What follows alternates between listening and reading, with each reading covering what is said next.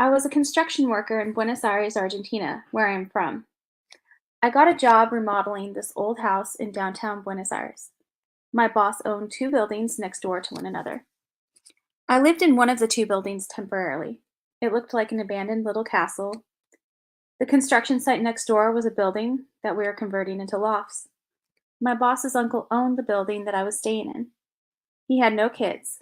When he died, he lay deceased in that building for a long time before his body was discovered. He died in the same bed I was sleeping in. So I'm living there, and the crew was working next door. I had no electricity. All I had were some books to read and candles to light the room to be able to read. I would go to work, walk a block to the little convenience store after work to get myself something to eat, and then go back to the house and lock myself in for the night. I was living like this for half a year with no power. In addition to no power, I also didn't have an alarm clock. My sign to wake up was when I heard the crew arrive. Every morning, they would come and make a fire to heat up water for mate and talk while they drank the mate before they started any work. Every morning, it was the same routine. One morning, I heard the gate opening. The gate has a metal chain on it with a lock, so it makes a lot of noise when you open it. I could hear the guys talking and going in through the gate, same as every day. I thought to myself, okay, time to get up. I washed my face, brushed my teeth, brushed my hair, and got dressed. Then I heard them in the back. So I go toward the back of the house where there was this little kitchen. High up on the wall of the kitchen is a circular window, one of those old windows that flips halfway to open it, and it was beautiful stained glass. I could hear the guys in the back throwing lumber around. There was a big lumber deposit in the back. So they're tossing wood around loudly, and I thought, wow, I wonder why they're taking all the wood to the front. Imagine how much is going on that I hear all this noise. I finished getting ready for the day. I had a lock on my door.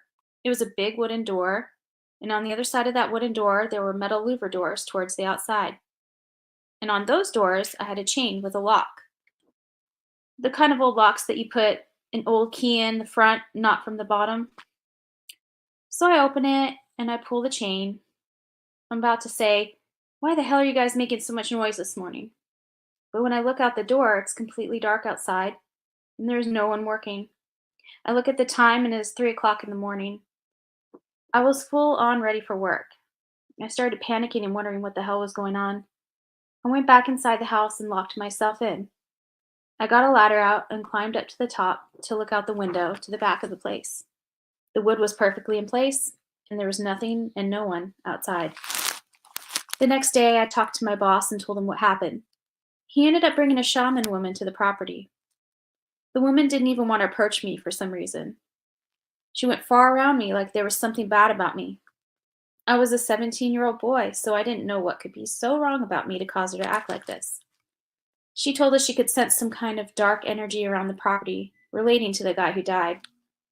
Apparently, the uncle who died was into occultism. The shaman told me to have a look around and I would find something related to the occult. I searched the house and found nothing. I ended up back inside the room where the old guy had died. For some reason, I decided to lift the mattress and have a look underneath. In between the bed frame and the mattress, there are a bunch of books on occultism, some Nazi books with swastikas on the cover from World War II, and various other items. I was very religious at this time in my life. There were two books that shook me most of all. The first book was white, and the title said, "Does God Exist?" and a big no underneath. The second book was Hitler's book Mein Kampf, and I thought to myself, what the fuck? I'm not even going to read these. I realized I had been sleeping on the very same mattress the uncle had died on and lay decomposing for an unspecified amount of time. Surely if they had changed the mattress, they would have seen all the occult books and Nazi items under the mattress and removed them. Reflecting on the time I spent living in the house, there were always weird and unexplainable things going on inside of it. I think the shaman woman didn't want to be around me because I carried some sort of bad energy from sleeping in the dead man's bed for so long with those dark items underneath the mattress.